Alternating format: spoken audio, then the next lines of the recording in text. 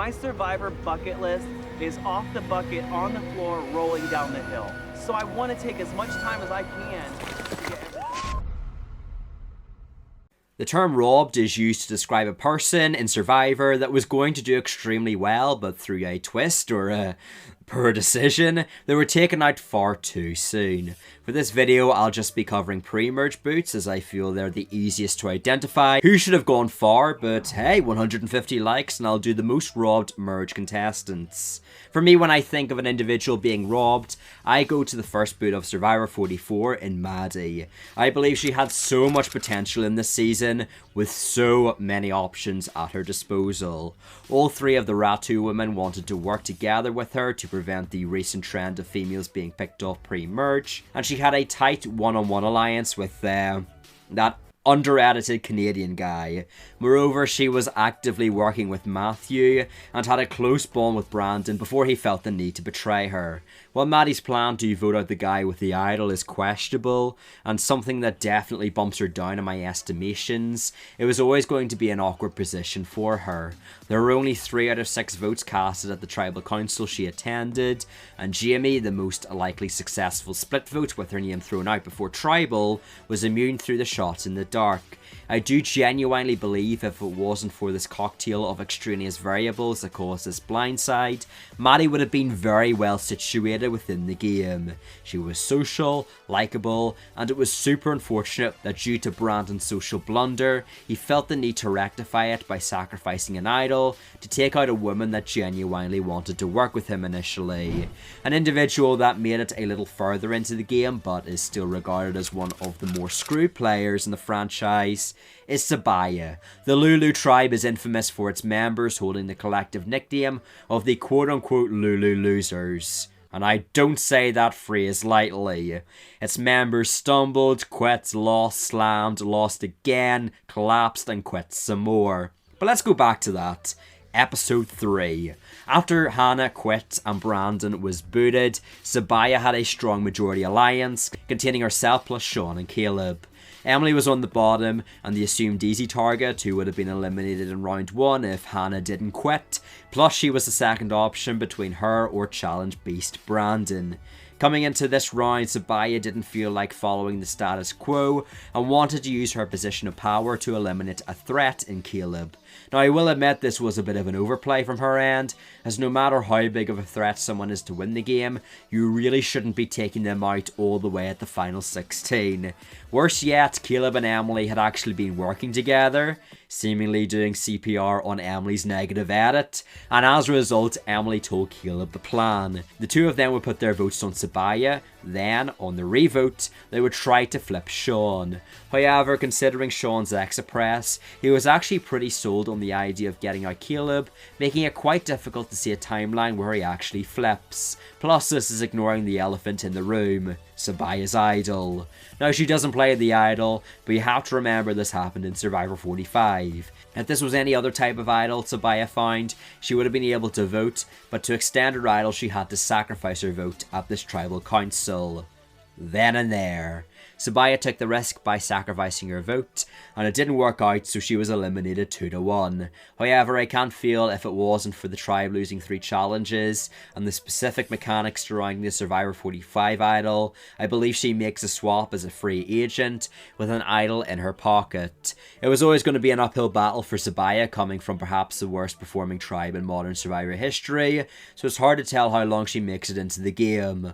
Although I feel with her being a triple threat and having good Survivor knowledge, I wouldn't be surprised if she is a late jury member in another timeline.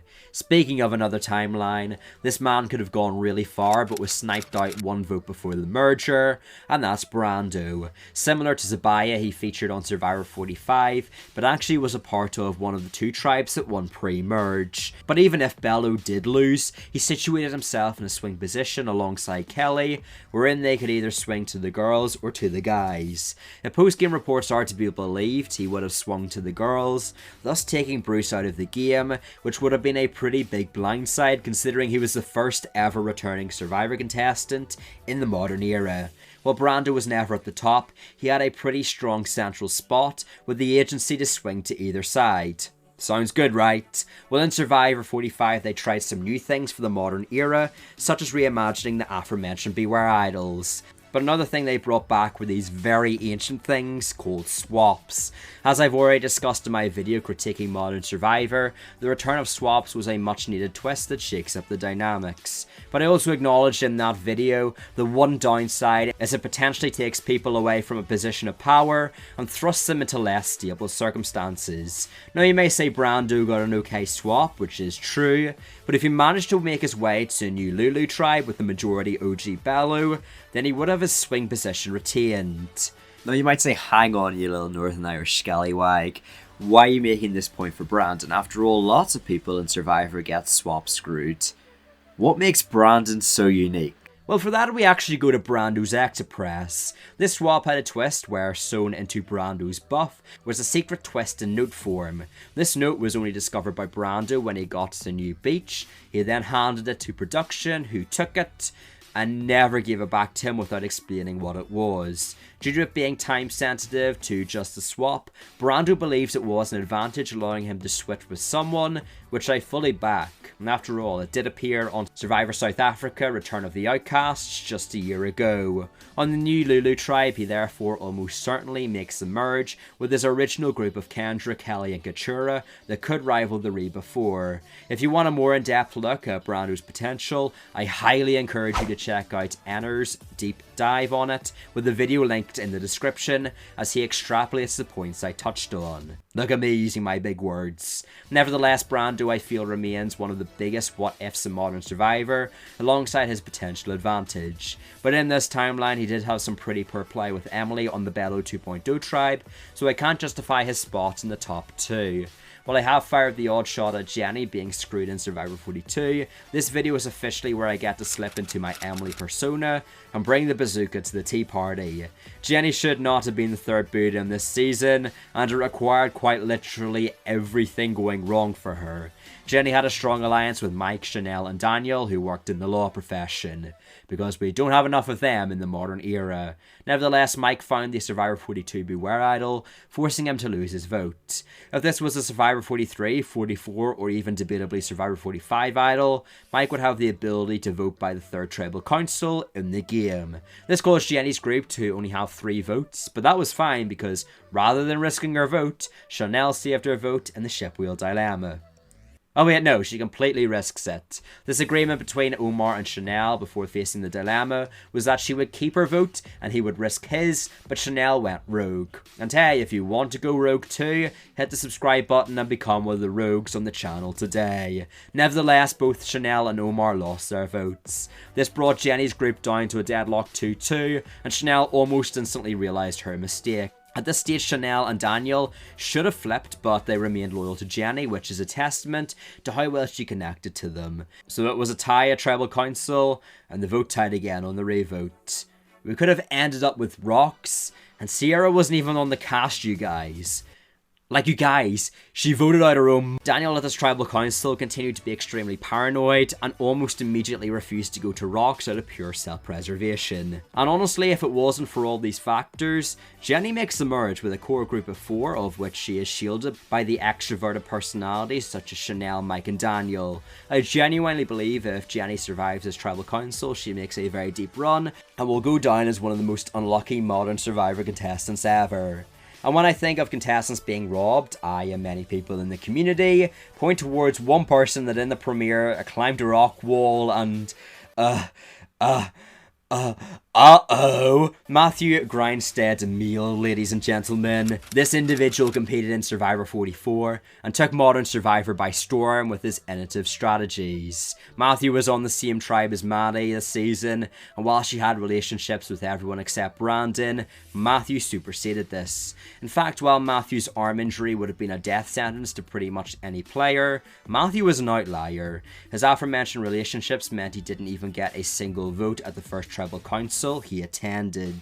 I mean, what other Survivor contestant can claim to bond with a man over their nuts and be a plant daddy.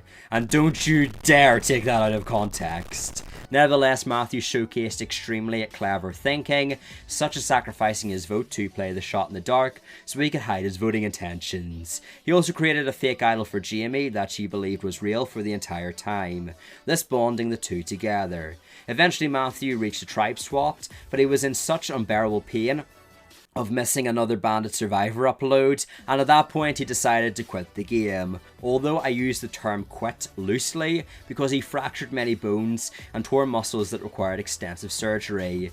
Not to mention he could have further injured his arm in a challenge. In fact, he was still injured by the airing of Survivor 44. Even Jeff agreed Matthew was justified in quitting, and let's remember he criticised both Hannah and Sean for quitting the game just one season later. While Carson and Matthew's rivalry leaves question marks about his survivability coming into the merge, he definitely makes it there due to the new Tika's tribe being an absolute train wreck. Plus, with Matthew's amazing game perception, there is very good chance he gets the upper hand over the Tika 3 that went on to run the season. Perhaps it's wishful thinking, but perhaps it's not. Let me know what you think in the comment section down below. To become a rogue today, hit that subscribe button, and if you enjoyed the content, check out this video where we talk about the 5 worst edits given to winners on Survivor. I genuinely believe some of the options on the list will shock you when you hear how under-edited some of them were. Nevertheless, have a good day, stay safe, peace!